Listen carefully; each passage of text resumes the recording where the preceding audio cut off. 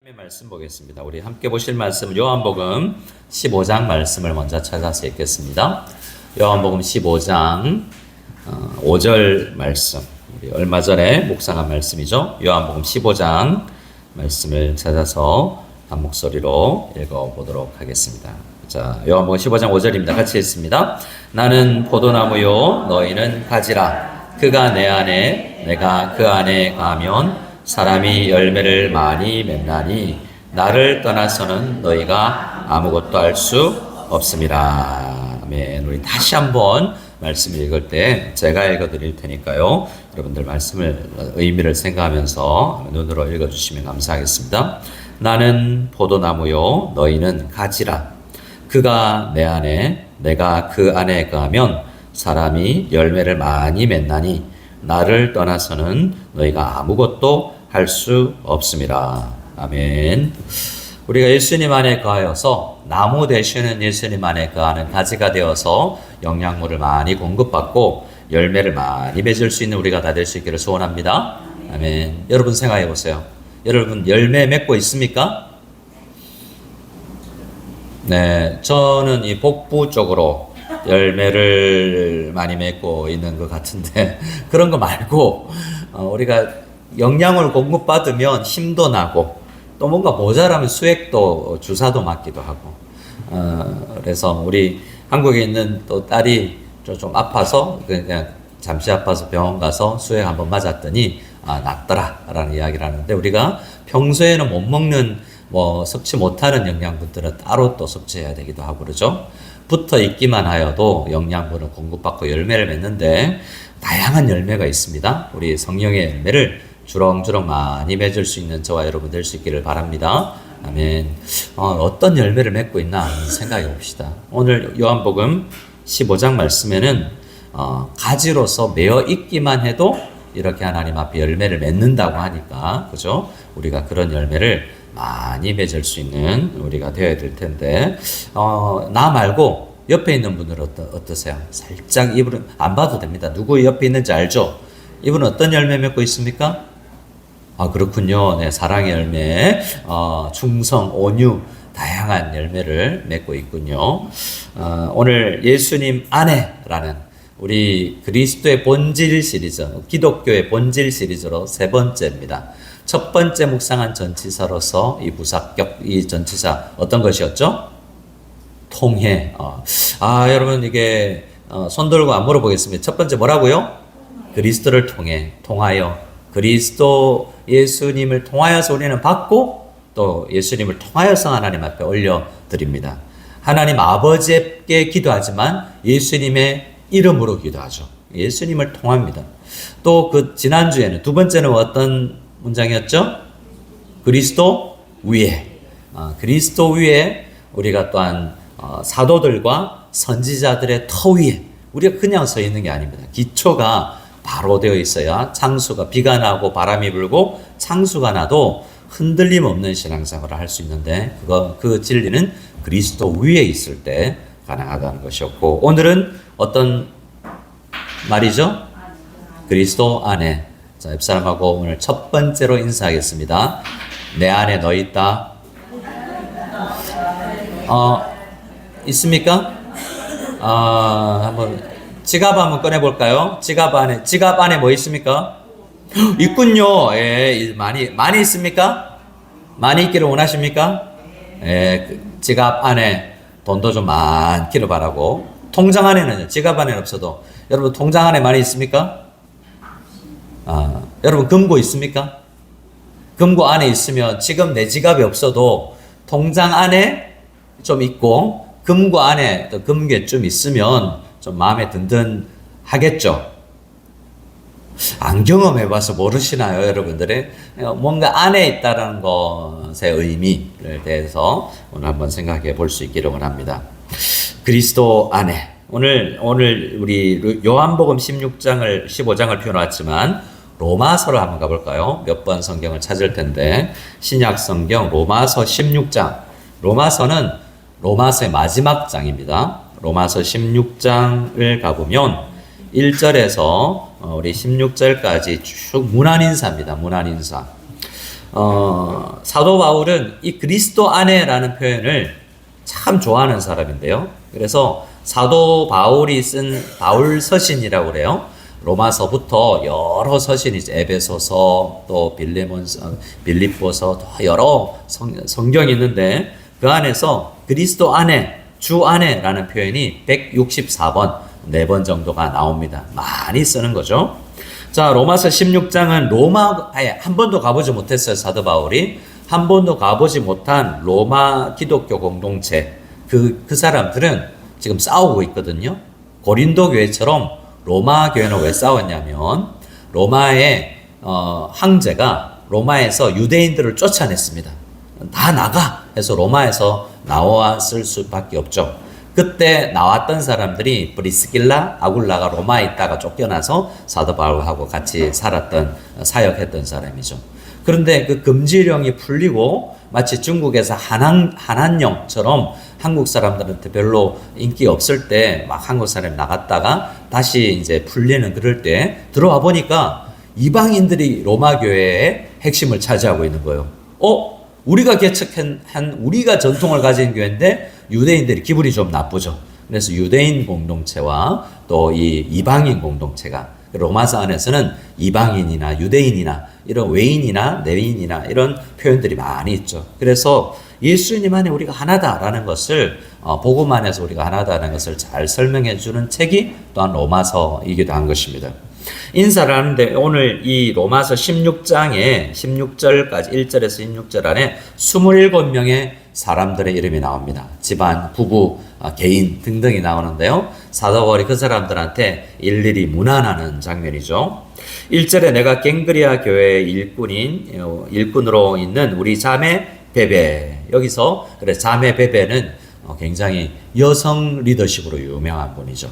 그래서 이 여전도에 굉장히 모델이 되는 그런 사람이기도 합니다. 그런데 3절을 한번 볼까요? 3절을 베베를 추천하면서 3절은 이렇게 이야기합니다. 3절 같이 읽어보겠습니다. 시작. 너희는 그리스도 예수 안에서 나의 동역자들인 브리스가와 아굴라에게 문안하라. 누구요? 브리스가 아굴라. 아굴라 이제 브리스가가 여자입니다. 여자 이름이 먼저 나오죠. 처음에는 아굴라가 먼저 나오다가 나중에는 여자 이름이 먼저 나오기도 하고 그러죠. 이 부부가 바울의 동역자예요. 바울의 누구라고요? 동역자. 여러분 사도 바울이 아니라 김영현 목사의 여러분 동역자입니까? 방관자이십니까? 우리 모두 다 동역할 수 있기를 소원합니다. 아멘. 그런데 나의 동역자인 브리스가와 아굴라라고 하기 전에 3절 앞에 표현이 있죠. 너희는 그리스도 예수 어디에서? 안에서. 그냥 동역자가 아니라 예수 그리스도 안에서 나의 동역자인 브리스가와 아굴라라고 이야기하죠. 사도 바울이 그냥 성도님이 있겠지만 동역자라는 것은 평신도지만 거의 보수받지 않고 정말 나와 함께 선교 사역 감당하고 다양한 제가 이제 중국에서 자리를 배울 때 새벽기도 자리를 배울 때 어제는 우리 정일태 전사님이 설교를 하셨죠.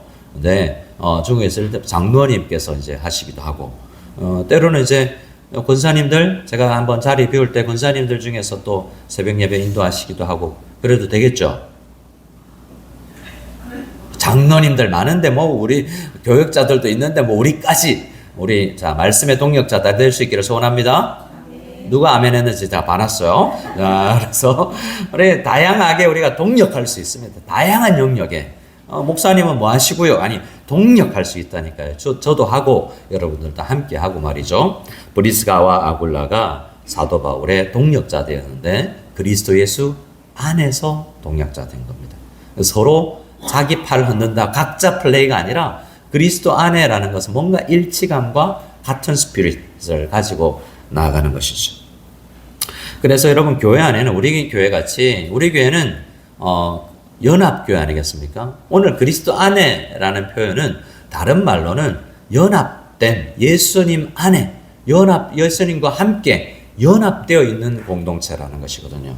그런데 실제로 연합교회만큼 하나 되기가 쉽지 않은 교회가 잘 없습니다. 저도 중국에서도 연합교회였고요. 대표적으로 이 동남아권에 지역에 처음 세워지는 교회들이 연합교회라는 이름을 쓰기를 좋아했습니다. 중국의 상해에서 제일 처음 세워진 교회가 상하이 한인 연합교회고, 대체적으로 그랬습니다. 저희 지역에 처음 세워진 교회가 연합교회였고, 대부분 100%는 아니지만 대체적으로 그랬어요. 시작할 때 감리교도 있고 성결교도 있고 침례교도 있고 장로교도 있으니까 어떤 장로교회 하기가 너무 어려운 거죠. 근데 상해도 이제 사람들이 많아지면서 성결교도 생기고 침례교도 생길 수 있는, 그때 되면 이제 서로 자기 색깔을 드러내면서 신앙생활을 하죠. 하지만 우리는 다름에도 불구하고 복음에서 예수 그리스도 안에서 하나 되는 연습을 하는 것이 굉장히 중요합니다. 제가 중국에 있을 때도 감리교 성도님들 중에서 남자인데 권사님이 오세요. 근데 이 장로교 체계 안에는 남자를 권사를 하지 않거든요. 이게 용어부터 굉장히 다른 거죠. 자라나면서. 침례교 성도님들이 오면 세례를 줄 때 물에 안 담그고 이렇게 세례를 주는 게, 침례를 안 주는 게 너무 이상한 거죠. 또 다양한, 또 유아 세례를 안 주는 교단이 있습니다. 근데 유아 세례를 왜 해야 되는지를 또 모르죠.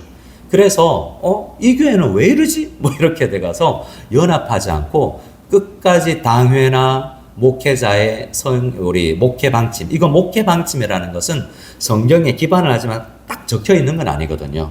당회가 결정하고 하나님께서 목회자와 당회를 세우셔서 부족해 보이지만 그들을 통해서 이끌어가는데, 이거 왜 이래 하고 통치를, 다스림을 받지 않은 것은 다른 의미로 그리스도 안에 있지 않은 것이라고도 할 수 있습니다. 심하게 이야기하면요. 나보고 이야기하는 거 아닌가? 그렇게 생각하지 마시고요. 여러분, 그리스도 안에 있다는 것은 우리가 다름을 넘어서서 함께 동역한다는 의미예요. 그래서 내 생각하고 달라서 나 동역 안 해, 탈장 끼고 있는 건 그리스도 안에 있는 자세가 아니다라고도 할 수 있는 것입니다. 자, 한번 볼까요? 7절입니다. 7절을 읽어보겠습니다. 로마서 16장 7절 시작. 내 친척이요 나와 함께 갇혔던 안드로니고와 유니아에게 문안하라. 그들은 사도들에게 존중이 여겨지고 또한 나보다 먼저 그리스도 안에 있는 자라. 자, 보세요. 친척이, 사도 바울의 친척이 있죠. 몇 촌인지는 모르지만 친척입니다. 혈육, 진짜 이건 같은 유대인을 골육지친이라고 부르기도 하는데요. 이 사람들은 사도 바울의 사촌, 오촌, 이렇게 8촌 친척이라고요. 안드로니고와 유니아인데 그들은 사도들에게 존중이 여겨진 사람들입니다. 자, 여러분, 우리 교역자들이 여러분을 바라볼 때, 저도 여러분한테 참 귀하다. 자, 이번에 강사님 오셔서도 우리 장로님들, 우리 권사님들, 안수입사님들, 우리 교회에 있는 여러분들을 이렇게 이야기하면서 우리 교회는 참 귀한 분들이 많다.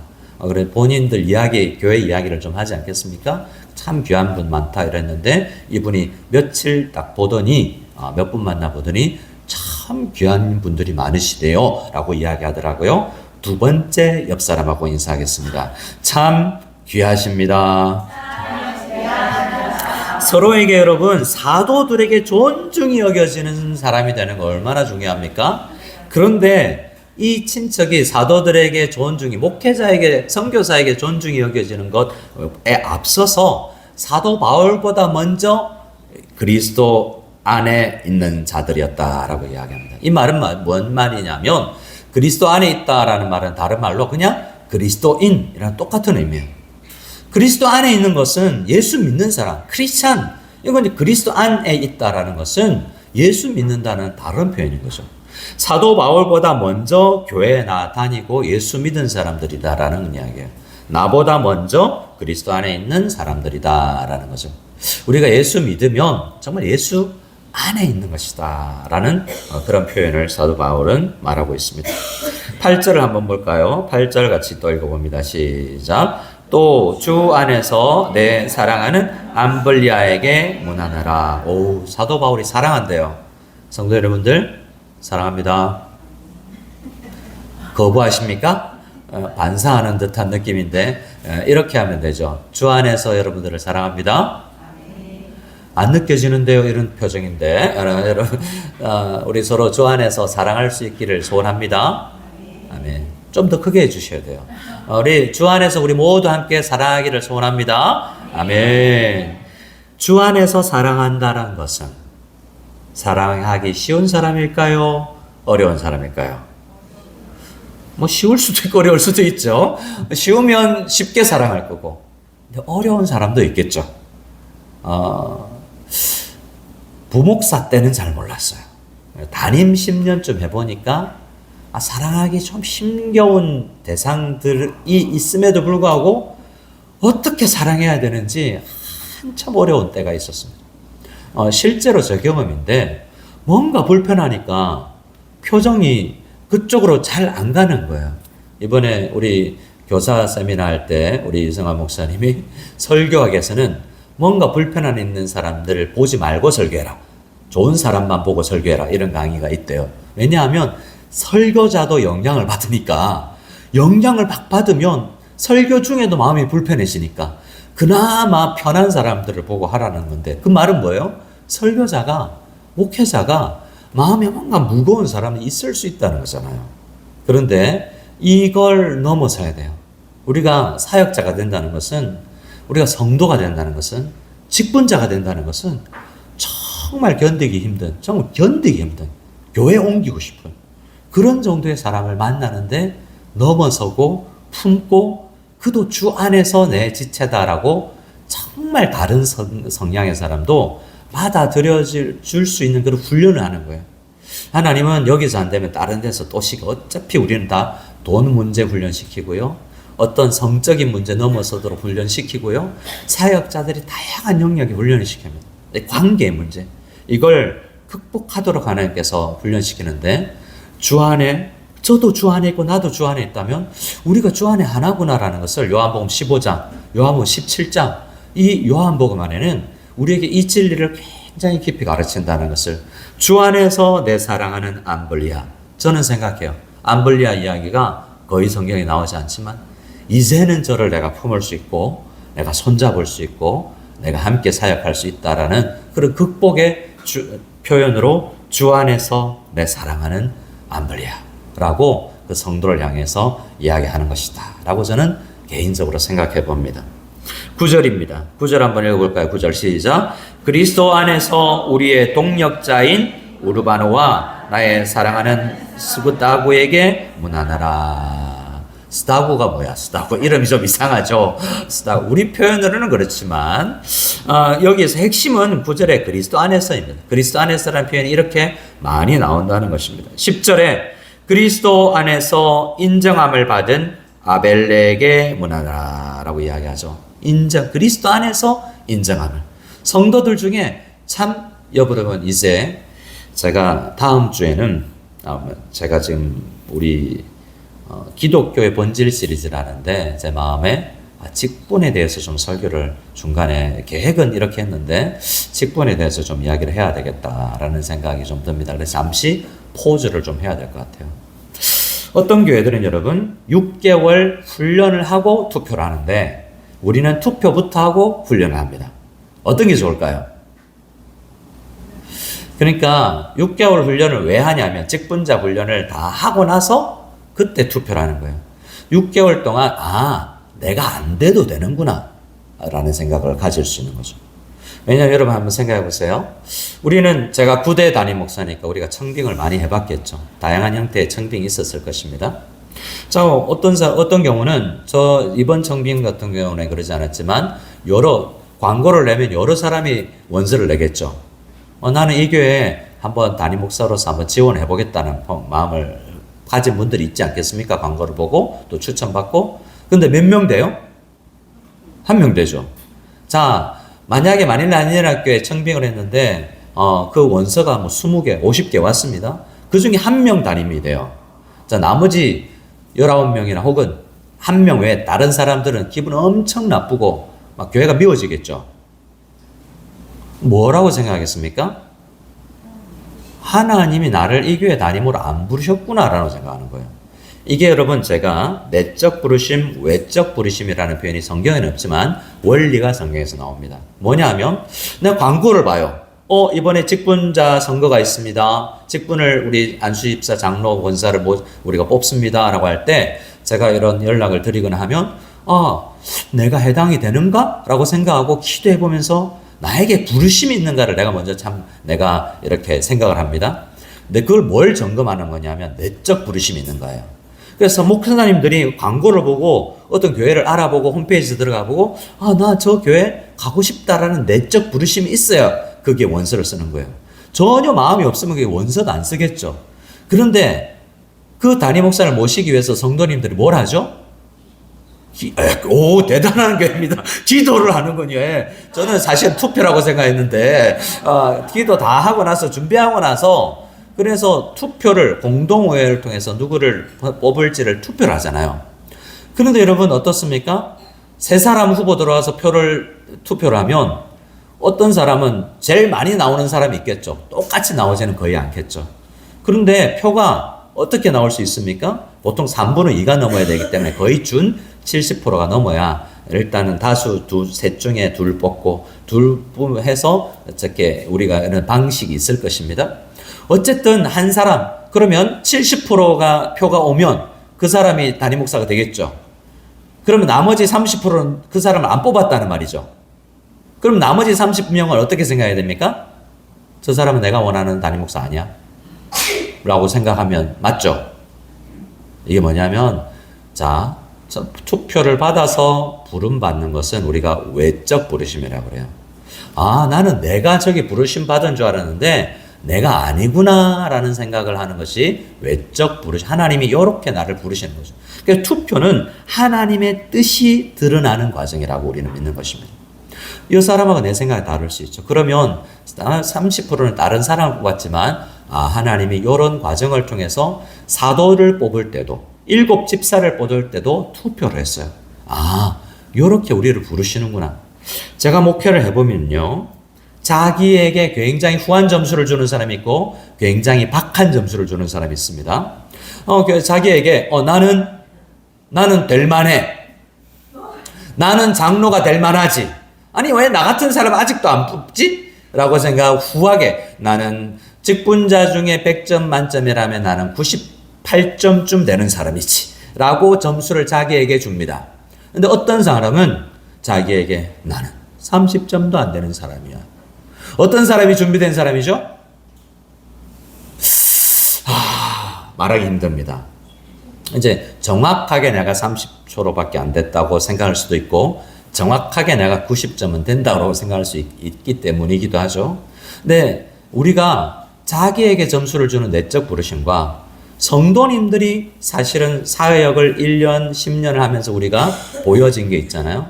그걸 통해서 평가받는 게 내가 인기 투표 받는 것이다라고 생각하면 안 됩니다. 그 과정 가운데서 인기 투표가 아니라 나는 권사가 아니라 장로가 아니라 집사로서 부름을 받았구나. 여러분 다 목사입니까? 우리는 집사로 누구는 평생 어떤 분이 있습니다. 나는 장로로 인생을 마감하지 않고 평집사로 내가 인생을 마감했다라고 생각하는 사람이 있어요. 이게 이상한 이야기가 아닙니다. 왜냐하면 하나님이 어떤 사람은 집사로 부르시는 거고 어떤 사람은 장로로 부르시는 거예요. 우리 교회 정관에는 그렇게 되어 있지 않지만 장로교회는 서리 집사가 바로 장로가 될 수 있습니다. 우리 교회는 서리 집사, 안수 집사, 그 다음에 안수 집사 중에서 장로님이 될 수 있죠. 근데 그건 잘못하면 귀한 건데 틀린 게 아닙니다. 잘못 생각하면 평신도였다가 성도로 불림을 받다가 서리 집사로 승격을 했다가 안수 집사로 승진을 했다가 그 다음에 최고의 영예의 자리인 장로가 됐구나라고 생각하고 나는 장로 안 되면 인생 헛살한 것처럼 생각하는데 그렇지 않습니다. 여러분 목사 아니면 여러분은 인생 헛산 겁니까? 선교사 아니면 안 된 겁니까? 하나님이 그렇게 부르시는 거예요. 그래서 개혁교회 안에는 안수 집사로서 평생 그가 해야 되는 직분과 은사에 따라서 일하는 거고 장로의 은사가 있기 때문에 권사의 은사가 있기 때문에 부르심을 받는 것이에요. 그래서 외적 부르심인 투표를 통해서 내가 이번에 선출이 안 되면 인기 투표에서 내가 떨어졌구나 할까 아니라 나는 이번에는 내가 아직 부르심을 안 받았고 나는 부르심을 받고 싶지만 나는 하나님께서 아직 장로를 안 부르시는구나 라는 데서 나는 뭘 해야 되지? 어떤 부르심이 있지? 나는 그냥 교사로 부르심을 받았나? 나는 어떤 일을 해야 돼? 이렇게 생각해야 되는 것이 옳은 방식이에요. 근데 수많은 교회들이 직분론이 형성되어 있지 않아서 교육받지 않고 우리가 함께 동의되지 않아서 투표를 하기 때문에 문제가 생기고 여기에 빠졌다고 삐지고 뭐 이런 일들이 생기는 거예요. 절대로 그러면 안 됩니다. 그래서 앞으로 제가 향후 한 2주, 3주 제가 하나 충분하다라는 생각이 들 정도로 잠시 기독교의 본질 시리즈, 예수 시리즈를 잠시 중단하고 직분에 대해서 조금 더 말씀을 드려야 되겠다라고 생각이 듭니다. 그래서 여러분들 주변에 이렇게 직분에 대해서 이야기를 하는 분들이 다음 주부터 특별히 우리 서로 모든 공동체가 이번에 부르심을 받는 사람이야 투표하는 사람들도 동의 알고 해야 돼요. 그렇기 때문에 이런 직분론에 잘 세워져 있는 우리 교회가 될 수 있기를 소원합니다. 그래서 10절에 그리스도 안에서 인정함을 받는 것이 중요해요. 그리스도 안에서라는 말은 다른 말로 교회 안에서 인정함을 받는 게 중요합니다. 그래서 우리 교회 안에서 그리스도 안에서 인정함을 받는 성도들이 다 될 수 있기를 소원합니다. 우리 11절을 또 읽어보겠습니다. 11절입니다. 시작. 내 친척 헤로디온에게 문안하라. 나기수의 가족 중 주 안에 있는 자들에게 문안하라. 여기도 주 안에 있는 자들에게. 12절에 주 안에서 수고한 두루베나와 두루보사에게 문안하라. 옆 사람에게 세 번째로 마지막으로 인사합니다. 주 안에서 수고하시기 바랍니다. 주 안에서 수고 안 하기만 해봐라. 수고하시기 바랍니다. 주 안에서 하는 수고는 주 안에서는 수고하고 나서도 쓰임받아서 감사합니다 라는 사람들이 있겠죠. 수고하지만 사도 바울이 누구보다도 더 수고하고 나서 저 해야 될 마땅한 일을 했을 뿐이고 더 해야 되는데 이 정도입니다 라는 마음을 가지는 사람들이 신앙인들이죠.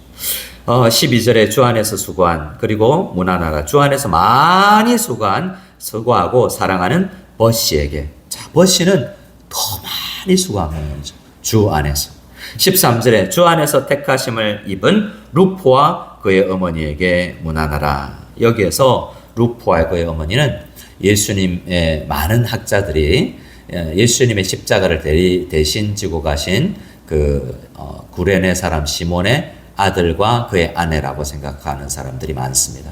그래서 그때 예수의 십자가를 대신 지고 예수님 앞에 아무도 십자가 옆에서 다 있지 아니하고 도망갔던 제자들과 달리 십자가를 억지로 지고 갔던 그들도 기독교 공동체 안에서 정말 택하심을 입어 그런 방법으로 놀라운 방법으로 택함을 입어서 그리스도 안에 교회 안에 있는 루포와 그의 어머니, 아버지는 같지만 신앙은 남아있는, 이는 예수 안에 있는 가정, 어머니와 자녀의 이야기가 우리 로마서 16장 안에 있습니다. 자, 이렇게 사도 바울의 편지 안에와 예수님의 기도 안에 예수 안에, 그리스도 안에 라는 표현이 많이 있어요.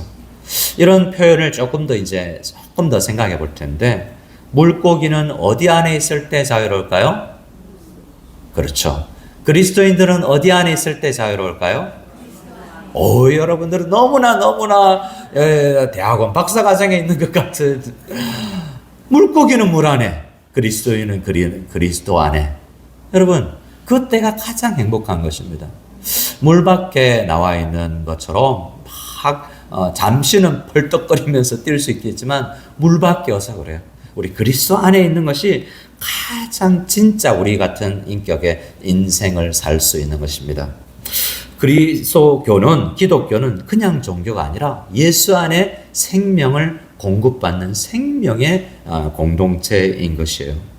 우리 요한복음 15장 5절에 다시 한번 제가 읽어드리면, 요한복음 15장 5절, 나는 포도나무요, 예수님은 포도나무요, 너희는 가지라, 우리는 가지라.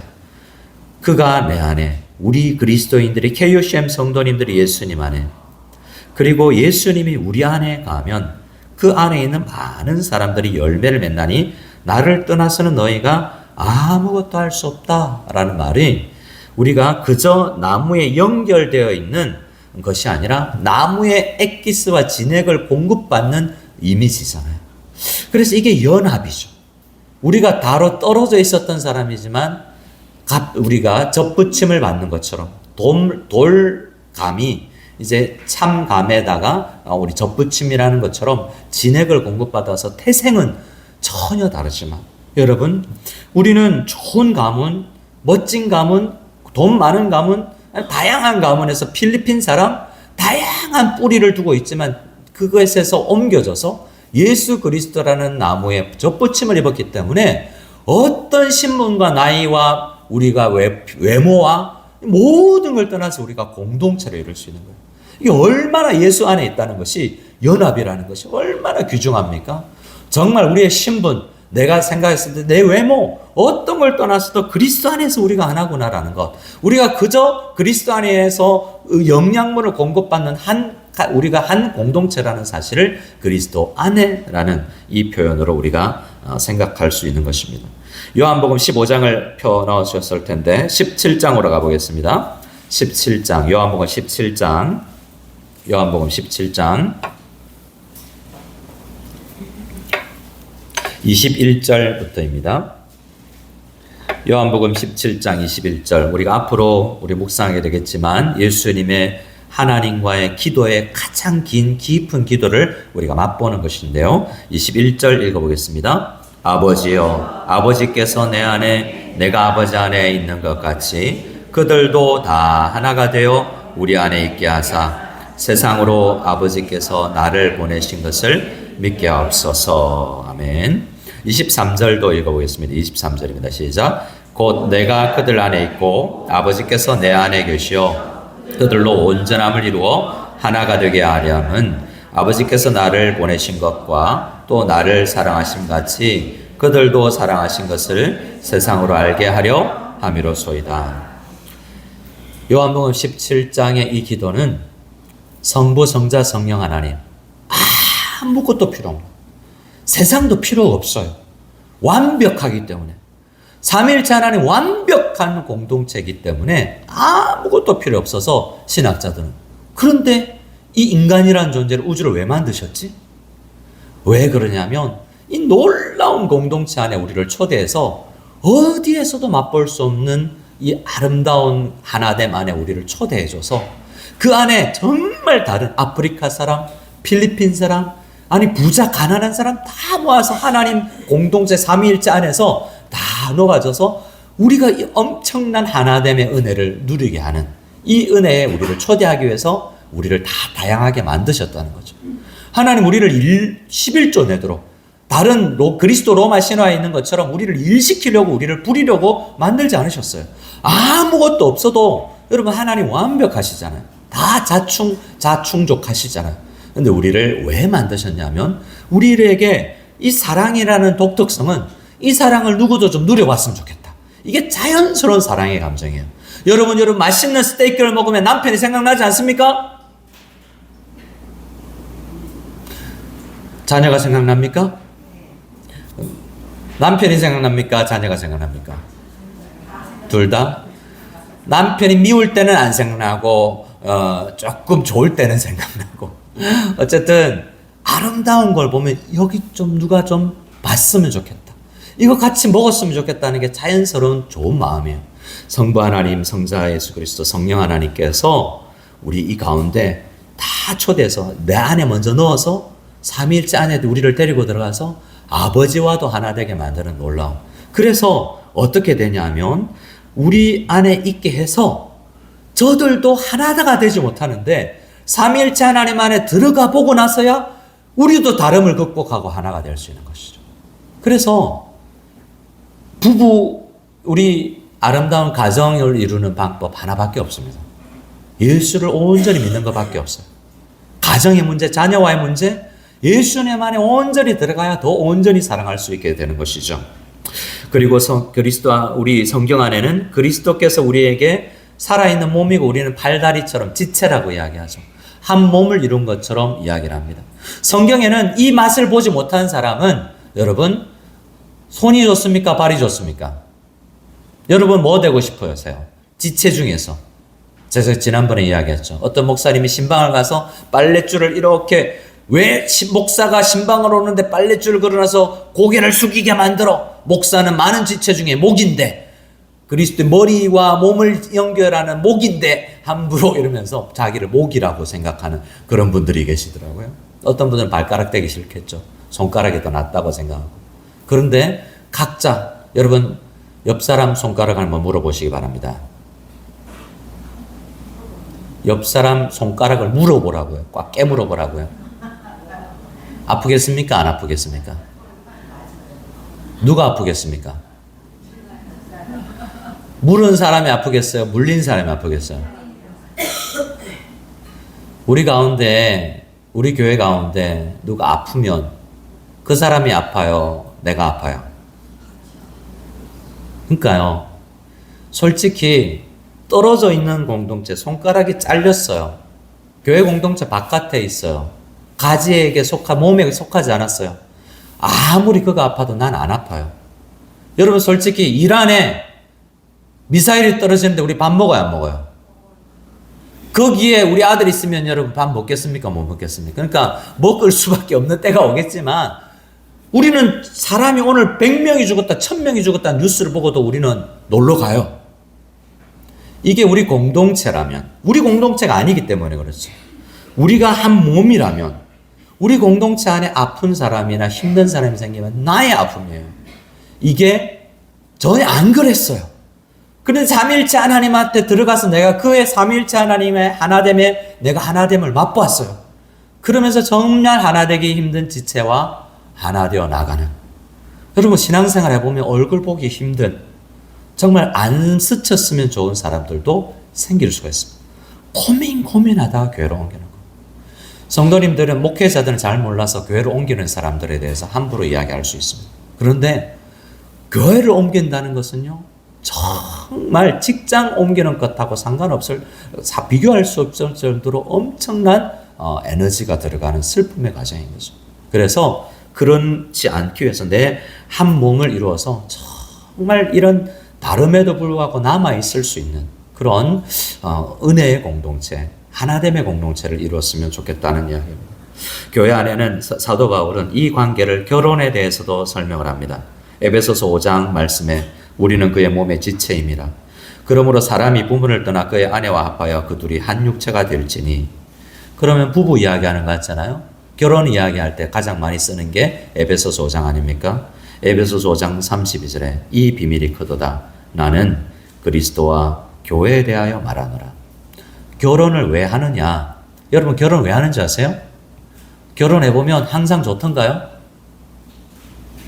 여러분 결혼은 한 학자에 의하면 고난의 과정이에요. 하나님 그걸 모르고 우리는 결혼하면 아주 아름다울 것이다 라고 생각해요. 결혼하면요, 배우자의 잘못된 것, 부족한 것, 냄새나는 것 많이 보게 합니다. 그럼에도 불구하고 사랑할 수 있는 사람을 만들어내는 게 결혼의 이유예요. 결혼은 행복하기 위해서 하는 게 아니에요. 결혼은 그리스도인 되기 위해서 하나님께서 나라보다 먼저 만든 제도가 결혼이에요. 결혼의 그 어려운 과정을 통과하면서 그리스도인이 되는 거예요. 그래서 우리는 에베소서 5장 말씀에 사람이 부모를 떠나 다 하나가 되는 과정이 결혼이잖아요. 근데 이런 말씀하면 아내에게 아내를 사랑하는, 그리스도께서 교회를 위해서 목숨을 버리듯이 아내를 사랑하는 남편 힘들죠. 정말 남편 이야기 듣고 싶지 않은, 나보다 똑똑하지도 않고 살아보니까 별로인 남편에 순종하고 복종하는 거, 그거 안 되는 것인데 그걸 해보는 것이 결혼이에요. 근데 교회라는 거죠. 교회도 똑같이 해서 우리가 정말 다르고 하나 되기 힘든데 하나 되게 만드는 과정이 신앙생활이에요. 그리스도 안에라는 것은 이걸 우리에게 목표로 두는 것입니다.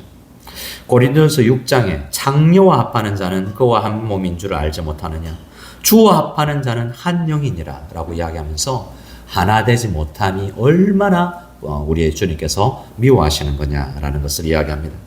가지가 나무에 연합되어 있고 팔다리가 몸에 연합되어 있고 남편과 아내가 연합되어 있고 성부 성자 성령 안에 연합된 것처럼 우리가 하나 되는 것, 그걸 맛보는 것이 신앙생활이에요.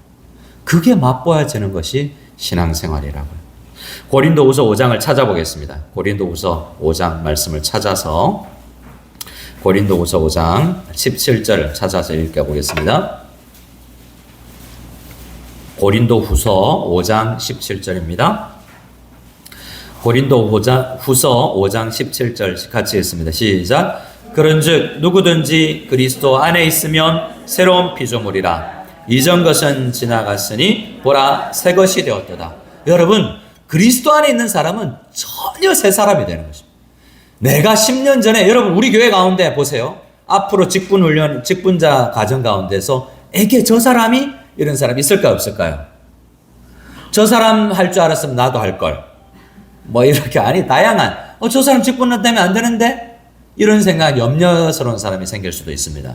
그런데요, 여러분이 왜 그렇게 생각하냐면 할 수 있냐면 여러분이 알던 옛사람이 때문에 그래요. 저 사람은 그런 사람인데 그런데 그 사람이 그리스도 안에서 새 사람이 된다는 거죠. 이건 우리가 예수 믿었을 때 될 수도 있지만 예수 믿고 나서 한참 시간이 지나면서 그 사람이 이렇게 복직본자가 될 수 있구나라는 기대가 되는 거죠. 어떤 사람을 하나님께서 부르시든지 여러분 주님 저 사람 우리의 교회의 직분자로 부르셨군요. 정말 주 그리스도 안에서 새로운 피조물로 믿고 우리가 함께 나아가기를 원합니다. 이런 마음을 가지시는 우리 모두가 다 될 수 있기를 소원합니다. 아멘. 여러분 어떤 복을 받았다 누리냐면 에베소서 1장 놀라운 하나님의 선량한 복을 그리스도 안에 있는 사람만 받아 누릴 수 있도록 창세전에 계획된 것이 그리스도 안에 있는 것을 맛보는 이 과정이라는 것을 성경은 이야기합니다. 골로새서 3장 말씀에 이는 너희가 죽었고 너희 생명이 그리스도와 함께 하나님 안에 감추어져 있음이라고 이야기하면서 이거 그리스도 안에 있는 것은 생명과도 바꿀 수 없는 것이기 때문에 그 안에만 생명이 있기 때문에 그리스도인의 생명력은 그리스도 안에 있을 때만 나타나는 것이고 목회자와 선교사와 직분자의 생명력은 그리스도 안에 있을 때만 나타나는 것입니다. 그렇지 않으면 이름만 있는 늘 홀뿐인 직분자가 될 것이요 사역자가 되는 것입니다. 그리스도 안에 있는 것이 그리스도 안에 있으면 어떤 세상 풍파에서도 금고 안에 안전하게 보관되어 있듯이 내 지갑에 도둑이 가져가도 내 은행 계좌에 그래도 돈이 다 들어있듯이 그리스도 안에 있는 것은 세상 어떤 풍파 속에서도 나에게 빼앗을 수 없는 생명력과 은혜를 내가 가졌구나라는 그런 정체성을 가지고 살아가는 사람으로 만드는 거예요. 내가 거울 앞에 보이는 내가 아니고 어떤 외부적인 환경이 아니라 나는 그리스도 안에 있는 새로운 피조물이구나. 내 신분의식 자체가 그리스도 안에 있는 사람이라는 마음을 가지는 것이기 때문에 우리 모두 그런 의식을 가지고 살아갈 수 있는 그리스도 안에 하나 되는 공동체 다 될 수 있기를 소원합니다. 아멘. 우리 함께 찬양하며 나아가기를 소원합니다. 찬양할 때